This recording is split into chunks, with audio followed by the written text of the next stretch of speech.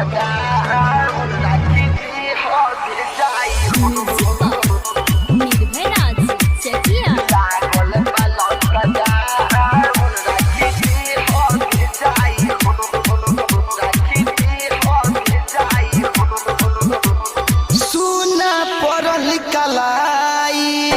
लागल बा लॉकडाउन राखी दी हो भेजाई हो।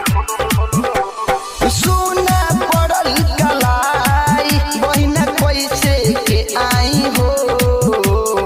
लागल बा लॉकडाउन राखी दी हो भेजाई हो। लागल बा लॉकडाउन राखी दी हो भेजाई हो।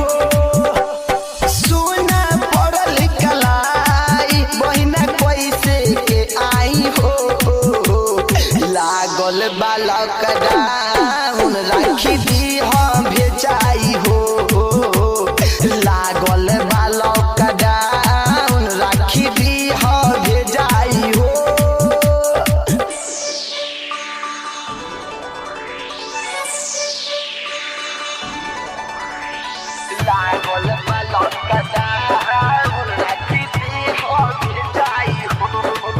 राखी दी हो भेजाई हो।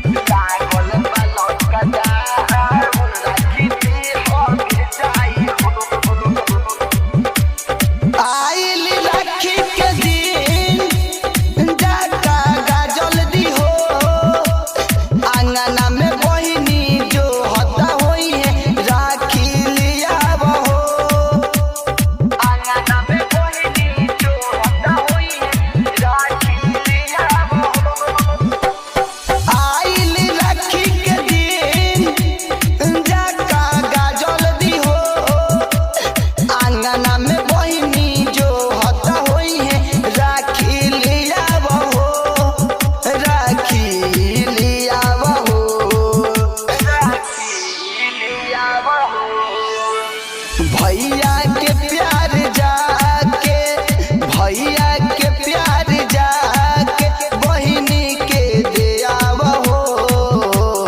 लागल बा लॉकडाउन राखी दी हो भेजाई हो। लागल बा लॉकडाउन राखी दी हो भेजाई हो।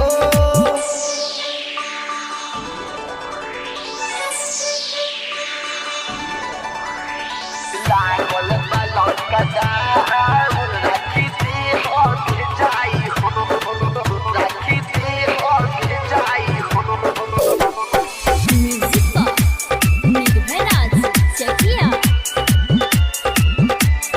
लागल बा लॉकडाउन राखी दी हो भेजाई हो। राइटर विकास सूरज सोमित के राखी आइल। भैया राजा दीवाना के सुना पड़ल कलाई। भैया राजा दीवाना के सुना पड़ल कलाई। राइटर बेचन मनोज रंजन के राखी आइल।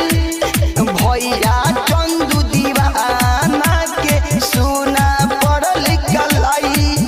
सुना पड़ल कलाई। पड़ल कलाई।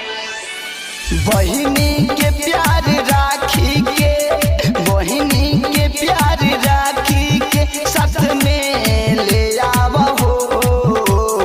लागल बा लॉकडाउन राखी दी हो भेजाई हो।